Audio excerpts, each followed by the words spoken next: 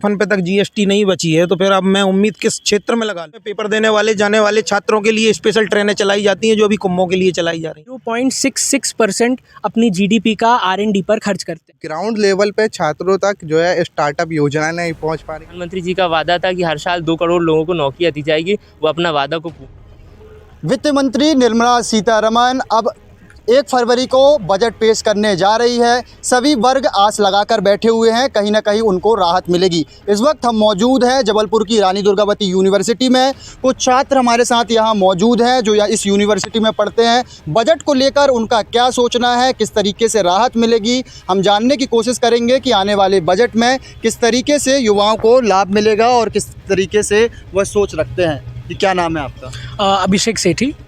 मेरा यही मानना है कि किसी भी देश में शिक्षा और देश की जो पूर्ण व्यवस्था है उसमें सबसे बड़ा यदि किसी चीज़ का योगदान होता है तो वो रिसर्च एंड डेवलपमेंट का होता है, अनुसंधान चीज़ का।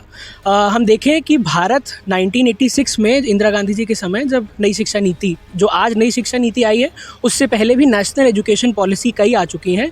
इंदिरा गांधी जी के समय और राजीव गांधी जी के समय ये अनुशंसा हुई थी कि हम अपनी कुल जीडीपी का लगभग 5 से 6% रिसर्च एंड डेवलपमेंट पर खर्च करेंगे।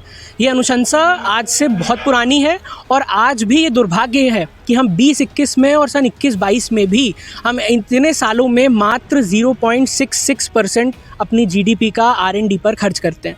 हमने पहले ही कहा कि किसी देश की जो पूरी व्यवस्था है, चाहे वो शैक्षणिक व्यवस्था हो, चाहे वो राज्य की व्यवस्था हो, चाहे वो वित्त की व्यवस्था हो, वो सब जिस पर निर्भर करती हैं वो है आपका रिसर्च एंड डेवलपमेंट। आज भारत के केंद्रीय विश्वविद्यालयों की बात करें या राज्य सरकार के अधीन राज्य विश्वविद्यालयों की बात करें, वहाँ पर जो R&D का स्तर है वो लगातार गिर रहा है।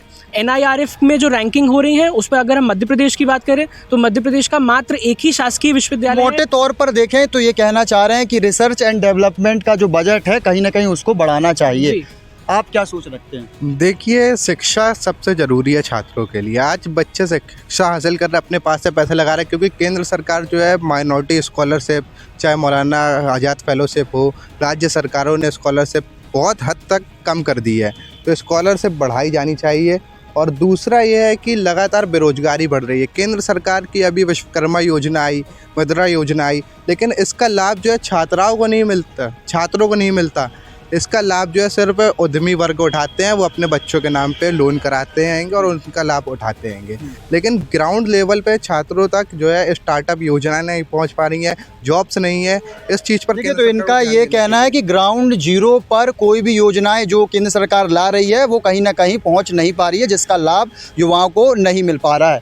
आपका क्या सोचना है बजट को लेकर? अगर जैसे बजट को देखा जाए तो दूसरे जो देश हैं वो अपनी आर्मी मजबूत करते हैं और अपनी वैक्सीन्स पे ध्यान देते हैं, वहीं अपन अगर इंडिया पे देखा जाए तो कैरमल पॉपकॉर्न की बात होती है कि कैरमल पॉपकॉर्न पे 18% टैक्स लगेगा और जो सॉल्टेड है उस पर 8% लगेगा। और यही मैं अगर आज गाड़ी ख़रीदता हूँ आज के टाइम पे 10 लाख की, और वही गाड़ी अगर मैं 2 साल बाद बेचता हूँ तो वो गाड़ी जाएगी 5 लाख पे, और मेरे लॉस जो 5 लाख रुपए बचेगा डेप्रिसिएशन, उस पर भी 18% GST देना पड़ेगा।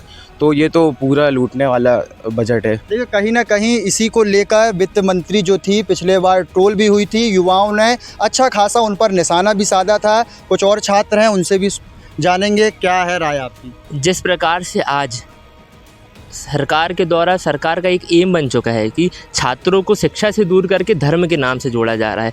सबसे बड़ी बात तो आज हमारी ये है कि शिक्षा ही एक अपने आप में एक धर्म होता है, हम ये मानते हैं। जिस प्रकार से मूर्तियों के नाम पर आप 20 करोड़ सैंक्शन करते हैं, हमारा विरोध मूर्ति से नहीं है, लेकिन आप वहाँ पे 2 करोड़ रुपये अगर मूर्ति को देंगे तो 18 करोड़ रुपये आपको यूनिवर्सिटी को देना चाहिए, जिससे शिक्षा और ज़्यादा मजबूत हो सके। हमारी यूनिवर्सिटी में आज आप रानी दुर्गावती विश्वविद्यालय जहाँ पर आज हम खड़े हैं, यहाँ के आप हालात हैं अगर आप खुद देखने जाएंगे तो आपको समझ में आए किस प्रकार की हालात हैं। हमारा ये मानना है कि अगर वो 18 करोड़ या वो 20 करोड़ यूनिवर्सिटी में आप खर्च करेंगे तो और भी बेहतर डिजिटल शिक्षा यहाँ पे युवाओं को और छात्रों को मिल पाएगी। बेरोजगारी एक मुद्दा है। बेरोजगारी तो इस देश का सबसे अहम और सबसे बड़ा और सबसे मजबूत मुद्दा है, जिससे ये देश की नींव चलती है और युवाओं ही इस देश की नींव है। अगर वो बेरोजगार रहेगा और वो बढ़ेगा तो वो जाकर के आगे अपराध और अन्य नशे जैसी चीज़ों में भटकेगा।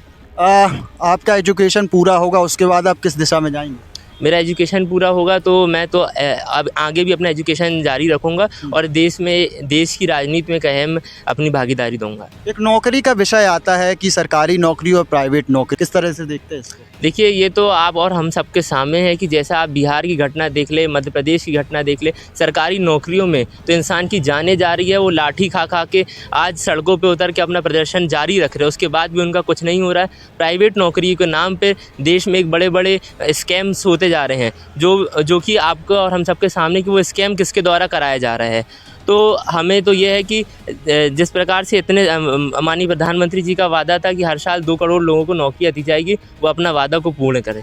देखिए 2 करोड़ नौकरी का वादा था, लेकिन कितना वादा सच हुआ ये और कितना झूठ, कितना सच हुआ ये वादा? सच कैसे हो जाएगा? काम पहले हो तो साक्षरता सिर्फ कागज पे हो रही है। अच्छा। साक्षर होना और शिक्षित होना दोनों में अंतर है। हाँ। बजट आएगा ना, बहुत धुआंधार बजट आएगा, लेकिन बाबाओं की सिक्योरिटी पे आएगा और नेताओं की गाड़ियों के पीछे चलने वाले लोगों के लिए बजट आएगा। मगर एक पढ़ने लिखने वाले युवक, विद्यार्थी, इन लोगों के लिए कोई बजट नहीं आएगा। क्या सुविधा मिलेगी और क्या लाभ मिलेगा? क्या वैकेंसी में पेपर देने वाले जाने वाले छात्रों के लिए स्पेशल ट्रेनें चलाई जाती हैं जो अभी कुंभों के लिए चलाई जा रही हैं? क्या उनके लिए आप निःशुल्क ट्रेनों की उपलब्धता करा रहे हैं जो आप आज कुंभ में करवा रहे हैं? क्या आपने रोजगार के क्षेत्र में जो शिक्षित बच्चों के पेपर देने के जाते टाइम कभी ऐसी शिक्षा के क्षेत्र में कोई ऐसी योजना के लिए पहल की है आपने? जो आज धक्के खा के, लाठी खा के बच्चा पेपर देने जाता है और एक वैकेंसी के लिए लाखों लोग बैठते हैं, तो रोजगार कहाँ दे पा रहे हैं आप? आप साक्षर सिर्फ पेपर पे कर पा रहे हैं, शिक्षित नहीं कर पा रहे हैं। उम्मीद क्या कर रही है? तो गुस्सा है आपका केंद्र सरकार की तरफ, वो साफ झलक रहा है। उम्मीद क्या कर रहे हैं? कैसी राहत की उम्मीद कर रहे हैं? किस तरीके से बजट होना चाहिए? उम्मीद मैं किस तरीके से कर लूँ? जब कफन पे तक जीएसटी नहीं बची है तो फिर अब मैं उम्मीद किस क्षेत्र में लगा लूँ? कि उम्मीद कैसे? उम्मीद जब लगाई जाती है जब सामने से कुछ दिखाई दे कि उम्मीद हम कर सकते हैं। वहाँ जहाँ उम्मीद का कोई क्षेत्र ही नहीं, वहाँ हम उम्मीद क्या कर सकते हैं?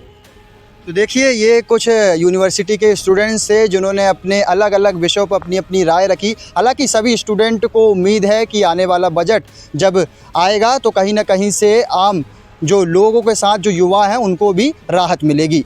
लोकल 18 के लिए आकाश निषाद, जबलपुर।